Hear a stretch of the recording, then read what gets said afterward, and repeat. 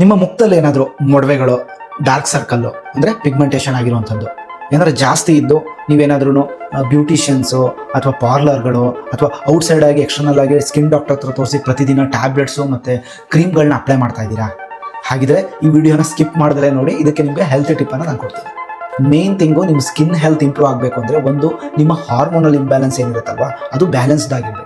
Second thing ನಿಮ್ಮ ಗಟ್ಟು ಅಂದರೆ ನೀವು ಏನು ಸ್ಮಾಲ್ ಇಂಟೆಸ್ಟೈನ್, ಲಾರ್ಜ್ ಇಂಟೆಸ್ಟೈನ್ ಅಂದರೆ ಹೊಟ್ಟೆಗೆ ಏನು ತಿಂತಾ ಇದ್ದೀರಲ್ವಾ, ನಿಮ್ಮ ಹೊಟ್ಟೆನಲ್ಲಿ ಏನು ಅಬ್ಸಾರ್ಪ್ಷನ್ ಆಗ್ತಾ ಇದೆ ವೈಟಮಿನ್ಸು, ಮಿನರಲ್ಸು ಮತ್ತು ನೀವು ಇವೆಲ್ಲವೂ ಕೂಡ ಮ್ಯಾಟ್ರ್ ಆಗುತ್ತೆ. ಅಂದರೆ ಅದಕ್ಕೆ ಸಂಪೂರ್ಣವಾಗಿ ನಿಮ್ಮ ಗಟ್ಟು ಚೆನ್ನಾಗಿತ್ತು ಅಂದರೆ ಆಟೋಮೆಟಿಕಲಿ ನಿಮ್ಮ ಸ್ಕಿನ್ ಹೆಲ್ತ್ ಕೂಡ ಚೆನ್ನಾಗಿರುತ್ತೆ. ಅಂದರೆ glow from inside, not from outside. Hormonal imbalance ಇರೋದ್ರಿಂದಾಗಿ ಈ ಪರಿಣಾಮವನ್ನು ನೀವು ಎದುರಿಸ್ತಾ ಇರ್ತೀರಾ. ಇದಕ್ಕೆ ನಿಮಗೆ ಶಾಶ್ವತ ಪರಿಹಾರ ಸಿಗುವಂಥದ್ದು ನೀವು ಏನು ಫುಡ್ಡನ್ನು ಬಳಕೆ ಮಾಡ್ತೀರಾ ಅದ್ರ ಮೇಲೆ ಡಿಪೆಂಡೆಂಟ್ ಆಗಿರುತ್ತೆ. ಇನ್ನಷ್ಟು ಇದೇ ಥರನಾಗಿರ್ತಕ್ಕಂಥ ಹೆಲ್ತಿ ಟಿಪ್ಸ್ಗಳು ಬೇಕಾ?